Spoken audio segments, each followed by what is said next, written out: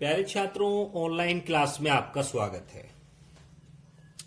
आज हम एक्सरसाइज 13.1 के साथ डिस्कस करेंगे, जो काफी रोचक एक्सरसाइज है।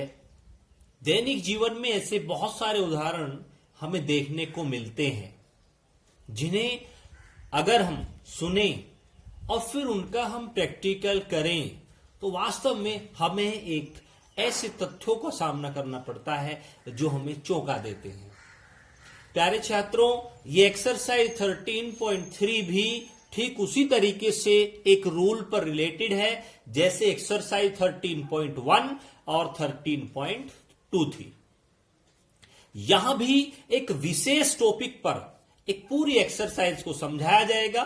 तो आइए उस टॉपिक का हम नाम देखते हैं। टॉपिक का नाम है कि conversion of solid from one shape to another, यानी एक ठोस का एक आकार से दूसरे आकार में रूपांतरण। अगर इसे सिंपल सी भाषा में समझा जाए तो हम कह सकते हैं कि अगर एक आकृति को दूसरी आकृति में बदल दिया जाता है तो उसे हम कहते हैं एक ठोस का एक आकार से दूसरे आकार में रूपांतरण। प्यारे बच्चों, जब एक ठोस का दूसरे ठोस में रूपांतरण किया जाता है तो क्या चेंजेस उनमें होते हैं, उनके वॉल्यूम में क्या इफेक्ट पड़ता है, उनके सरफेस एरिया पर क्या इफेक्ट पड़ता है, यही इस एक्सरसाइज में हम आपके साथ डिस्कस करेंगे। लेकिन मेनली ये एक्सरसाइज जो क्वेश्चन से रिलेटेड है वो ये है कि जब एक ठोस को दूसरे ठोस में बदला जाता है तो उसके वॉल्यूम में क्या क्या चेंजेज होते हैं। वॉल्यूम से रिलेटेड ये पूरी एक्सरसाइज है, तो इसीलिए आपको सभी आकृतियों के सूत्र वॉल्यूम बिल्कुल याद होने चाहिए, जैसे sphere, cube, cuboid, cylinder, hemisphere आदि। तो आइए हम इस एक एक्टिविटी से समझें कि क्या प्रोसीजर इसमें होता है। प्यारे बच्चों, ये मेरे पास जो मैं आपको दिखा रहा हूं, ये मोमबत्ती मैं मान लेता हूं।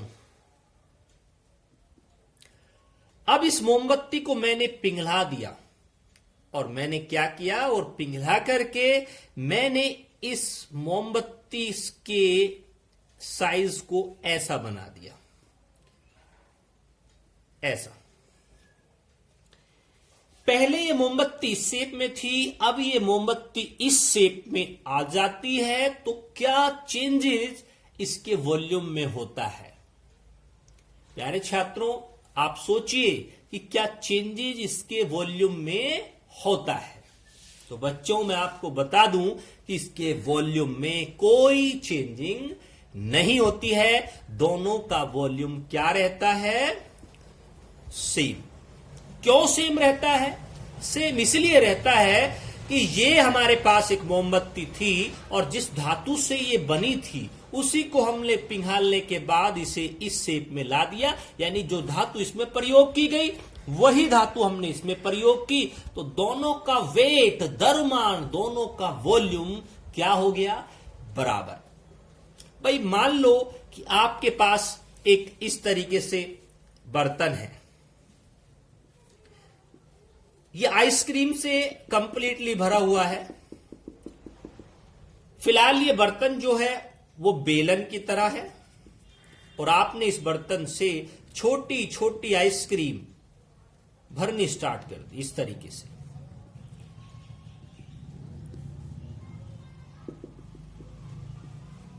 मैंने इस बर्तन से 4 आइसक्रीम भर दी।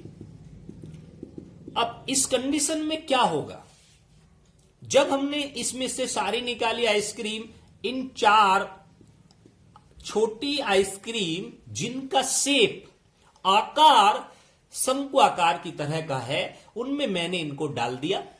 तो डालने से क्या हुआ, क्या इन चारों आइसक्रीमों का वॉल्यूम और इस पूरे एक बेलन का वॉल्यूम बराबर है? हां, इन सभी का वॉल्यूम बराबर है, क्योंकि हमने इसी के अंदर से निकाली गई आइसक्रीम को इन्हीं चारों आइसक्रीम में डाला है। तो ऐसी कंडीशन में इस पूरे बेलन का वॉल्यूम इन चारों आइसक्रीमों के वॉल्यूम के बराबर हो जाता है। एक और उदाहरण हम यहां लेते हैं। मान लीजिए कि मैंने आपको कहा कि मेरे पास एक ठोस गोला है और इस गोले को पिघलाकर मैं छोटे छोटे 4 गोले बनाता हूं। देखिए, एक एग्जांपल और मैं आपके पास यहां ले लेता हूं। मान लीजिए कि मेरे पास ये गोला है और इस गोले को मैंने पिघला करके छोटी छोटी गोलियां बना दी।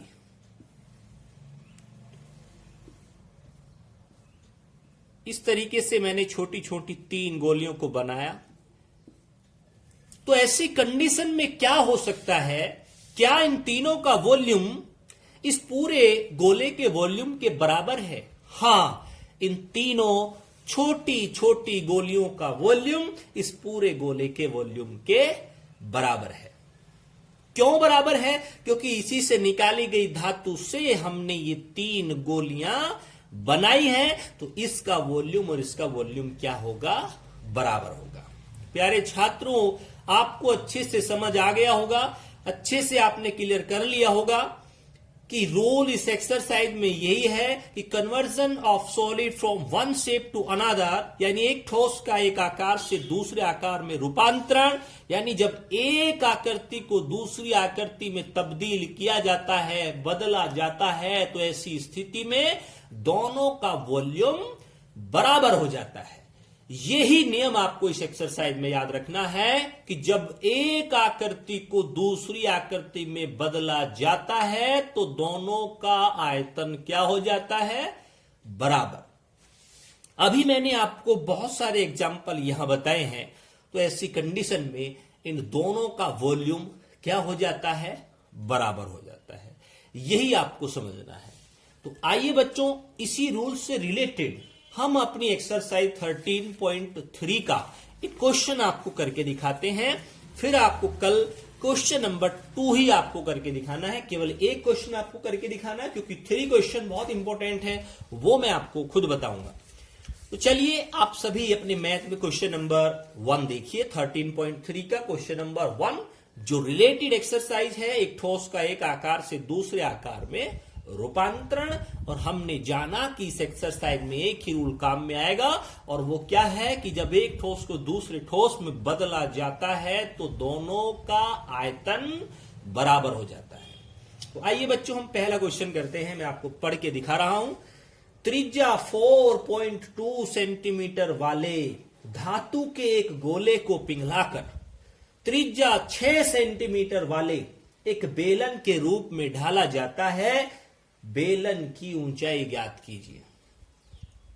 हम क्या कर रहे हैं इस एक्सरसाइज में? इस क्वेश्चन नंबर 1 में हमारे पास एक ठोस गोला हमारे पास है। ये हमारे पास एक ठोस गोला है, सॉलिड स्फीयर। इस ठोस गोले की जो त्रिज्या है वो 4.2 है। 4.2, इसकी आर जो है वो 4.2 सेंटीमीटर है। अब इस गोले को हमने पिघला दिया और इस गोले को शेप दे दिया हमने एक सिलेंडर का। पिघला करके हमने इसको एक सिलेंडर में बदल दिया। एक बेलन में मैंने इसको तब्दील कर दिया। इस बेलन की जो त्रिज्या है वो 6 सेंटीमीटर है। ठीक है, यानी इसकी जो आर है वो 6 सेंटीमीटर है। मैंने दोनों की आर को अलग अलग नंबर से डिनोट किया, एक को स्मॉल आर से, एक को कैपिटल आर से, क्योंकि यहां 2 फिगर के बारे में डिस्कस किया गया है। तो यहां आपको एक स्मॉल आर मान लीजिए, आप एक कैपिटल आर मान लीजिए, या आप R1 और R2 भी मान सकते हैं। चलिए, अब हम इस क्वेश्चन को करने का प्रयास करें। हमने क्वेश्चन के अकॉर्डिंग 2 चित्र क्रिएट किए। अब हम सबसे पहले जो वैल्यू हमें दी गई हैं उन्हें हम लिख लेते हैं। हमें वैल्यू दी गई थी कि धातु के गोले की त्रिज्या, इसे हमने स्मॉल आर से डिनोट किया था, और वो कितनी है 4.2 सेंटीमीटर। अब हम लिखेंगे बेलन की त्रिज्या, जिसे हमने कैपिटल आर से डिनोट किया था, और उसे हम लिखेंगे 6 सेंटीमीटर। आगे हम लिखेंगे कि माना बेलन की ऊंचाई h सेंटीमीटर है। क्योंकि हमें बेलन की ऊंचाई नहीं दी है, जो हमने बेलन इसको पिघला के इसे बनाया है, इसकी ऊंचाई हमें पता नहीं है, तो हमने इसको क्या मान लिया, h सेंटीमीटर। तो प्यारे बच्चों, अब हम रूल यही है कि जब हमने इससे पिघला करके इसको बनाया, यानी इसे पिघला करके इसको बनाया गया, तो दोनों का वॉल्यूम क्या होगा, इक्वल। सो यहां गोले का आयतन बराबर होगा बेलन का आयतन। या आप इसे इस साइड भी लिख सकते हैं, क्योंकि तराजू के दोनों पलड़े जो हैं वो बराबर हैं। आप इस तराजू को इधर घुमा लीजिए, इससे कोई प्रॉब्लम नहीं है, बस सुविधा का थोड़ा सा आपको यहां पे ध्यान रखना है। तो आप यहां इसे बेलन का आयतन लिख सकते हैं और बराबर गोले का आयतन लिख सकते हैं। गोले का वॉल्यूम और बेलन का वॉल्यूम बराबर है। अब हम इसमें वैल्यू रखेंगे, इसके फॉर्मूला लिखेंगे pi R square H 4/3 pi R cube. Pi से मैंने पाई को काट दिया, अब आपके पास आर स्क्वायर एच बचा और इधर बचा 4/3 आर क्यूब। अब हम क्या करेंगे कि इसमें हम वैल्यू रखना स्टार्ट करेंगे, इसके सूत्रों में अब हम वैल्यू रखेंगे। तो चलिए अब हम वैल्यू रखते हैं इसके सूत्रों में।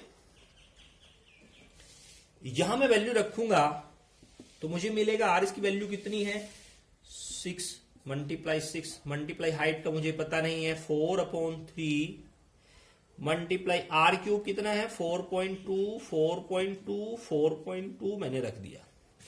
एच की वैल्यू मुझे निकालनी है, तो एच को मैं इधर ही रोकूंगा और बाकी को पहुंचा दूंगा इधर, यानी 4 × 4.2 मल्टीप्लाई 4.2 मल्टीप्लाई 4.2 और अपॉन में नीचे 3 था ही, और इधर से कितना आ गया 6 × 6 और आ गया। ठीक है प्यारे बच्चों, अब मैं क्या करता हूं 3 से मैं इसको काटता हूं 1.4 आता है। ठीक है, अब मैं क्या करता हूं 2 से इसको काटता हूं 2 × 2 = 4, 2 से इसको काटता हूं 2 × 3 = 6, 2 से इसको काटता हूं 2 × 3 = 6 और फिर दिन 2 3 से मैं इनको काटूंगा तो यहां भी 1.4 और यहां भी 1.4, यानी h is equal to 1.4 multiply 1.4 multiply 1.4 और इसकी कैलकुलेशन करने से आपको मिलेगा 2.474 सेंटीमीटर। यानी ये इसकी जो हाइट है, बेलन की जो ऊंचाई है, बेलन की ऊंचाई बराबर 2.74 सेंटीमीटर। ये आपका आंसर है। इस कैलकुलेशन को आप आसानी से किसी भी तरीके से सोल्व कर सकते हैं, प्रॉब्लम कुछ नहीं है। तो प्यारे बच्चों, जो मैंने आज आपको बताया केवल उसी फॉर्मूले से रिलेटेड आपके सारे क्वेश्चन होने हैं कि जब एक आकृति को दूसरी आकृति में परिवर्तित किया जाता है तो दोनों का वॉल्यूम क्या हो जाता है, बराबर। बस यही कंसेप्ट आपको करना है। और इस क्वेश्चन में भी हमने ऐसा ही किया कि हमने क्या किया भाई, इस ठोस को हमने इस ठोस में बदला तो दोनों का वॉल्यूम क्या हो गया, बराबर। बस पहले हमने सारी डिटेल लिखी, फिर दोनों के वॉल्यूम को बराबर लिखा, क्योंकि दोनों को तब्दील किया गया, दोनों को परिवर्तित किया गया, तो परिवर्तित करने से दोनों का वॉल्यूम सेम होता है, जो कि हम नियम जानते हैं। तो मैंने बराबर रख दिया और इस तरीके से कैलकुलेशन करने के बाद मुझे आंसर मिला 2.74 सेंटीमीटर। तो प्यारे बच्चों, आपको एक्सरसाइज 13.3 करने से पहले एक रूल लिखना है। सबसे पहले आपको ऊपर लिखना है conversion of solid from one shape to another. फिर आपको हिंदी में भी लिख लेना है एक ठोस का एक आकार से दूसरे आकार में रूपांतरण। और उसके बाद आपको एक पॉइंट लिखना है कि जब एक आकृति को दूसरी आकृति में परिवर्तित किया जाता है तो दोनों आकृतियों का वॉल्यूम बराबर होता है। इससे बाद में आपको क्वेश्चन करने हैं। ये पहला क्वेश्चन मैंने आपको बता दिया, कल आप दूसरा क्वेश्चन करें और उसके बाद हम आपको तीसरा क्वेश्चन कल के वीडियो के साथ समझाएंगे। तब तक के लिए बाय बाय।